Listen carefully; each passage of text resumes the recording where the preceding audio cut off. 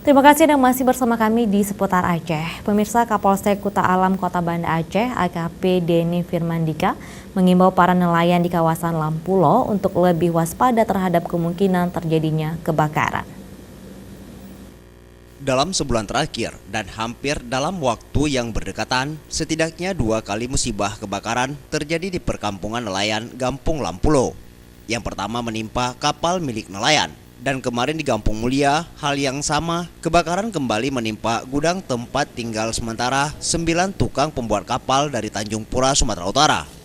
Kedua lokasi tersebut berada di Kecamatan Kuta Alam, Kota Banda Aceh.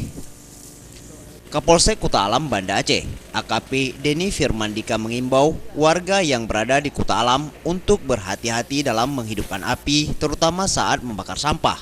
Hal itu perlu dijaga karena beberapa hari terakhir, hari begitu panas dan tidak ada hujan, sehingga rawan terjadinya kebakaran di pemukiman warga.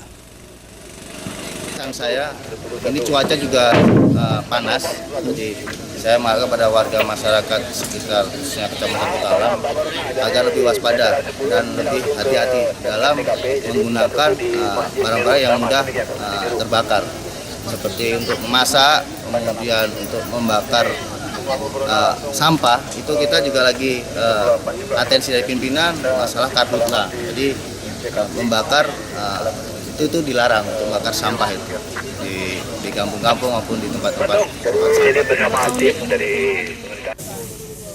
Kapolsek menambahkan, selain pembakaran sampah, kebakaran juga sering terjadi akibat terjadinya arus pendek listrik. Oleh karena itu, ia meminta masyarakat untuk lebih waspada dan hati-hati agar musibah kebakaran tidak menimpa warga. Tim Liputan, Aceh TV.